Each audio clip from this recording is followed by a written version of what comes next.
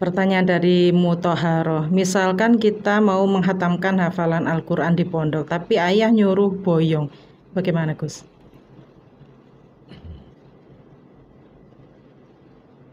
Taat pada orang tua itu adalah hal yang wajib asal tidak maksiat. La ta'ata li makhluqin fi maksiatil khaliq. Tidak ada ketaatan pada makhluk dalam bermaksiat kepada Sang Pencipta. Kalau Anda ingin menghatamkan Quran sedangkan orang tua menyuruh boyong, mungkin kita bisa bermusyawarah. Apa motivasinya? Kan mungkin orang tua itu kadang-kadang sudah nggak punya biaya, atau ada motivasi lain, wis tuwek awakmu nikah dhisik engko nutupno apal Qur'ane setorane gak masalah setelah menikah. Jadi orang tua itu sebenarnya punya berbagai pertimbangan untuk nyuruh anaknya boyong dari pondok. Bisa saja karena faktor ekonomi, bisa saja karena faktor usia Anda sudah cukup untuk menikah, bisa saja karena orang tua sudah tua ingin segera melihat cucunya. Maka selama masih bisa mengikuti orang tua dan tidak madharat, ikutilah kemauan orang tua, menyenangkan ya. Kan masih ada cara, yaitu setoran setelah menikah atau setoran setelah berada di rumah. Satu, biayanya murah karena hidup di rumah lebih murah daripada di pondok ya. Kecuali pondoknya gratis, karena di pondok itu banyak teman yang mesti jajan, ingin jajan pula ya. Nah, jadi sebaiknya ikuti nasihat kedua orang tua. Ada contoh sahabat itu mau daftar perang ya. Terus ditanya, kamu punya orang tua? Punya. Fafima fajahid, maka pada kedua orang tua berjuanglah. Jadi merawat orang tua mungkin yang sudah lanjut usia, sudah sakit-sakitan, atau kadang orang tua mesti kangen, mosok mulai cilik mondok terus ya. Nah itu nggak apa-apa, pulang sebentar, nanti setelah itu cari ilmu lagi boleh ya.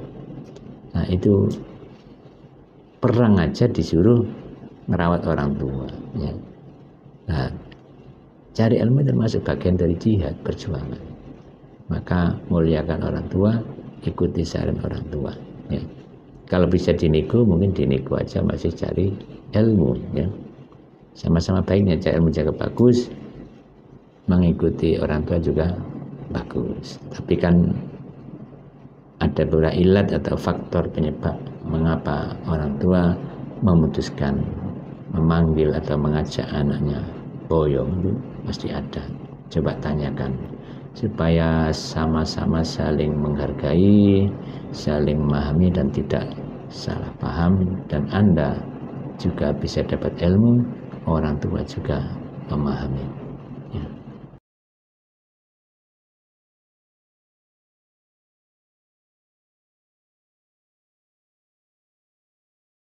Pertanyaan dari Fitria Ningrum, Gus, kalau ada anak kembar laki-laki dan perempuan, kata mbah saya itu jodohnya, jadi bisa nikah, terus bundi nih Gus.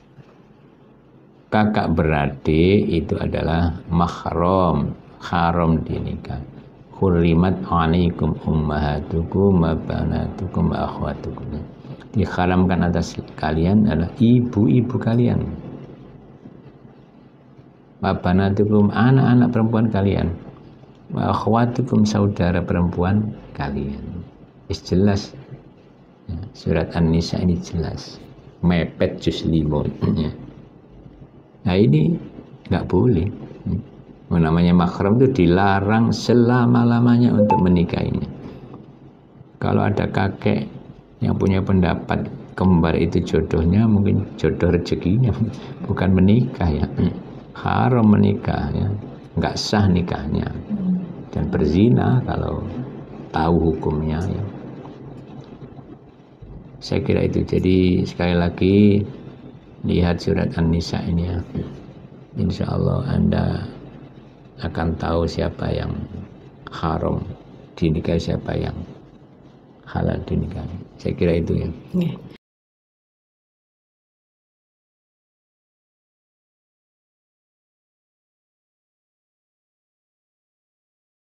Pertanyaan dari Irawati, apakah bedanya tahadud bin nikmah dengan riya atau pamer, Gus?